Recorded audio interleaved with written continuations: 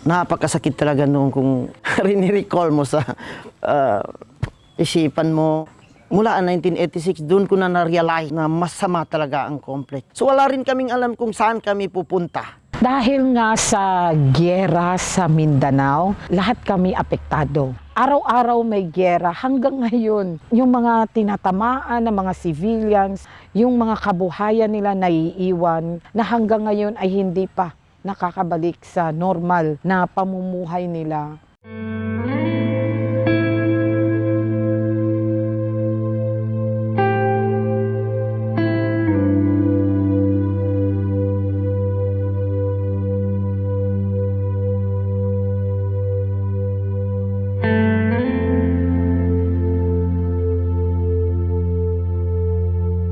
We think that all armed parties to conflict should respect the basic rules of war. We created the 15 key rules for fighters in internal armed conflict, basically to be able to package most essential provisions of international humanitarian law in a digestible, simplified form, so that fighters of non-state armed groups would at least have access to study the most basic rules, which aim to minimize the suffering of civilians in armed conflict. And we can find many verses of the glorious Quran, emphasizing that there must be limitation of war. What I believe is that the international humanitarian law, almost there are so many similarities between the Islamic Sharia law. So automatically it will coincide with each other. Because war is very destructive, not only in the lives of people or the animals, but also in their properties.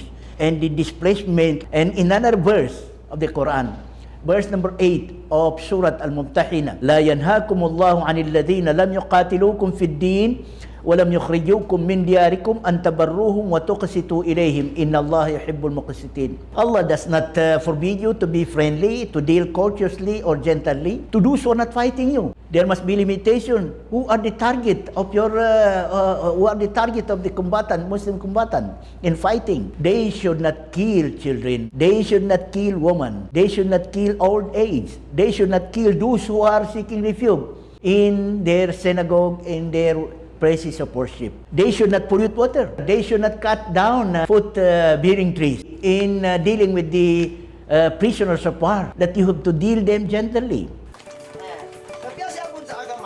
So sa paniniwala ng Islam, yung nakikibaka, pag walang rules, walang bylaws, halimbawa sa mga organisasyon, ay hindi siya mananalo.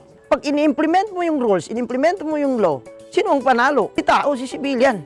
Mahalaga yung participation ng Geneva Call sa advocacy ng 15 Rules of War kasi iba sila magtrabaho at may kakayahan silang gawin yon.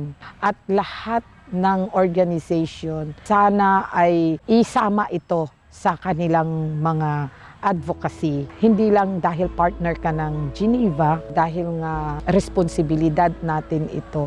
We really need champions coming from civil society, coming from the religious sector, who can really engage at the community level, at the grassroots, at those areas that actually are most affected by the armed conflict, to influence the behavior of those who are fighting these wars.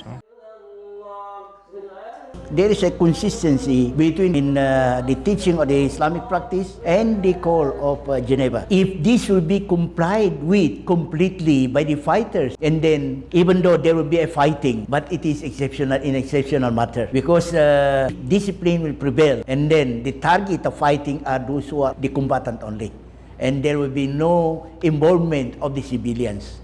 We believe that if we approach the rules of war through local customs, mirroring the principal religion, the faith in these parts of Mindanao, we can also have a better understanding with members of the armed groups by showcasing the compatibility between Islamic laws of war as well as IHL. We can also disassemble the idea or the misconception that rules of war would be somehow a Western concept.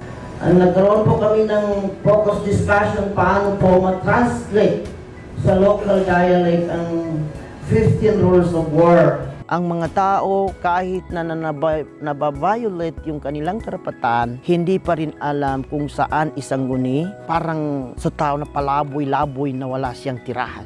Pero sa ngayon, alhamdulillah, alam natin kung saan tayo dadaan. Doon ko po nakita, doon sa 15 rules na yan, ay andun sa aming paniniwala. At saka mayroon pala kami kakampi. Mayroon palang organization na kumakampi sa amin.